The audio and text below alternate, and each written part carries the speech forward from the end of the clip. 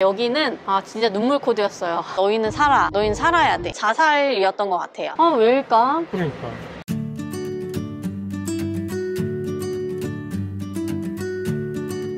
짠! 여러분, 저희는 소년이 온다 전의 장소에 도착을 했습니다. 제가 생각한 이번 장소는 어디냐면요, 포장마차. 어쩐지 세상에. 이쪽으로 끌고 오더라.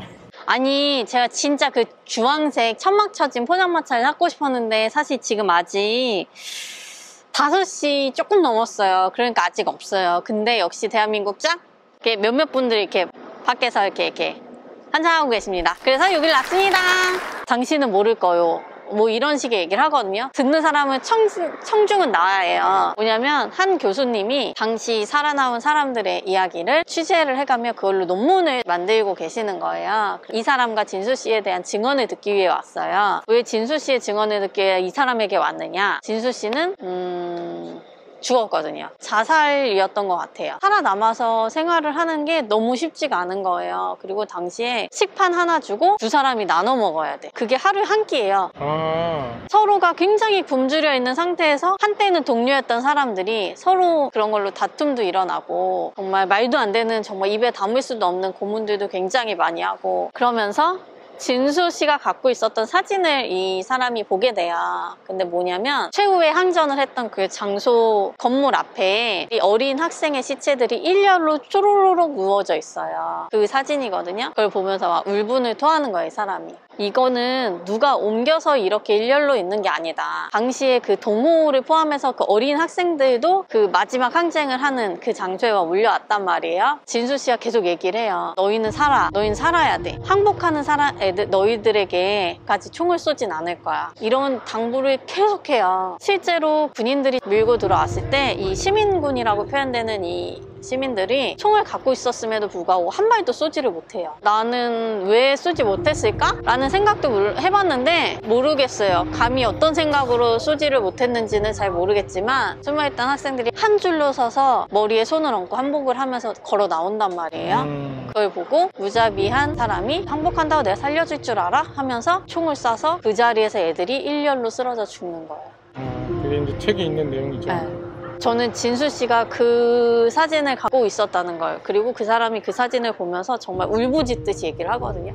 이게 또 진수 씨와 이 사람이 가진 죄책감이구나. 저는 굉장히 많은 부분이 이 살아남은 사람들이 죄책감을 갖고 살고 있다고 생각을 했거든요. 그분이 이렇게 얘기를 하거든요. 내가 당신에게 그때 일을 얘기를 해준다고 그 고통을, 우리가 갖고 있는 이 말할 수 없는 이 마음을 알 수 있을까? 우리의 이 끝나지 않은 항쟁이 뭔가의 의미 있는 기록이 될 수 있을까? 뭐 이런 식의 이야기를 하거든요. 그 열흘간의 항쟁으로 그 항쟁은 끝난 것이 아니라 지금도 이어지고 있다. 그리고 이 사람들이 살아있는 한 이거는 끝날 수가 없는 역사의 한 부분이다라는 내용을 담고 싶으셨던 거예요. 그래서 이야기들이 펼쳐지는 장소로 제가 포장마차를 골랐습니다.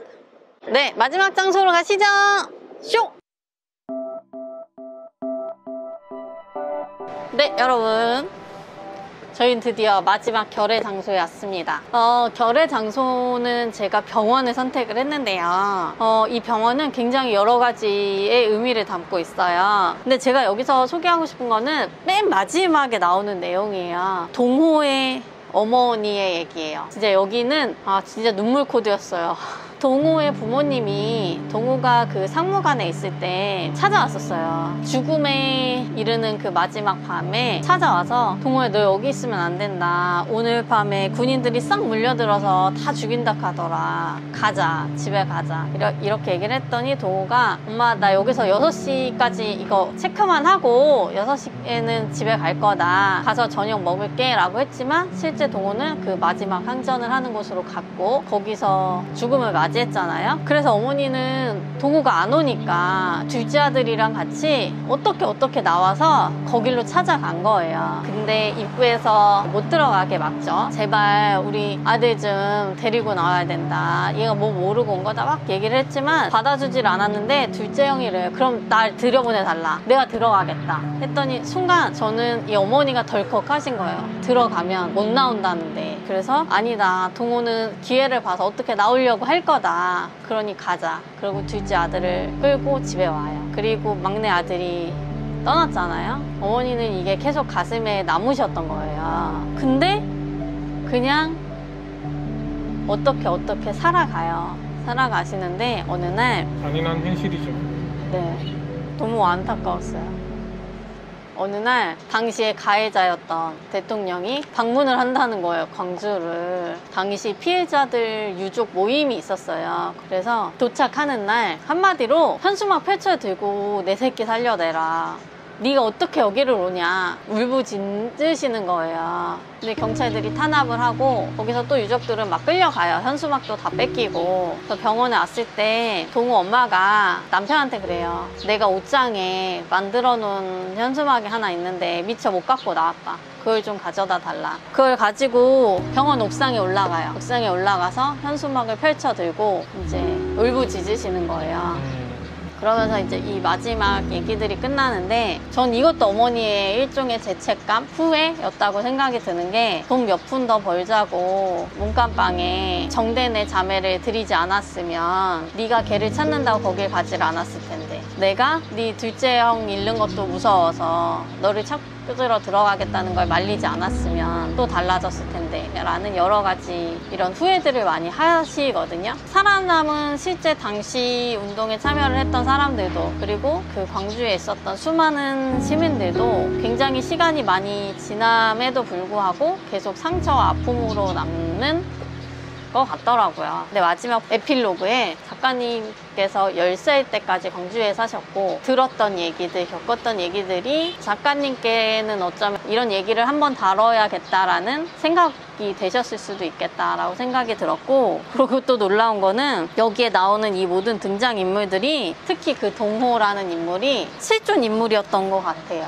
마지막에서 실제 보면서 너무 잔인해요. 정말 이 계엄군이 너무너무 잔인하거든요. 이루 말을 할 수가 없네요, 진짜. 그것만 이게 상상하기도 너무 끔찍한데. 어쨌든 일어났으니까. 그렇지, 이걸 살려야지. 네. 이 정신을 살려서 네. 바른 길로 갈 수 있도록 해야죠. 그래서 어쨌든 마음이 진짜 경건해졌어요. 그래서 오늘 그 드레스 코드도 그런 쪽으로 조금, 네, 블랙. 경건한 마음으로, 추모의 마음. 추모의 마음으로 그랬습니다. 저는 책을 읽는 내내 되게 불편했어요. 그리고 이 책이 정말 친절하게 쓰여 있지도 않아요. 뭔가 각 단락마다 화자도 달라져. 그러다 보니까 얘기의 핵심도 달라져. 여러 가지가 막 달라지고, 또 너무 잔인한 얘기들도 많아. 아, 이걸 어떻게 진짜 너무 화가 나고 너무 불편하고 하는데, 그래도 끝까지 읽어볼 수밖에 없었거든요. 그러니까 내용을 미처 몰랐던 분들에게는 이런 이야기들도 있다라는 거를 좀 참고하셔서 보시면 좋을 것 같습니다. 진짜 지금 이 시대를 살아가는 우리라면 꼭 한 번쯤은 읽어보시면 좋을 것 같습니다. 여기서 소년이 누구예요? 누굴까? 잠깐만 생각해 볼까요? 나는 소년이 자유인가? 미래인가? 그러니까 대한민국의 미래가 온다라는 뜻인가? 아니면 자유가 온다라는 뜻인가? 이 역경을 이겨내면 이런 느낌이 좀 들었거든요. 왜일까? 그러니까 아시는 분은 댓글로 주세요. 아시는 분은 진짜 댓글 한 번만 주세요. 네. 수고하셨습니다. 안녕. 여러분, 다음에는 즐겁게 만나요.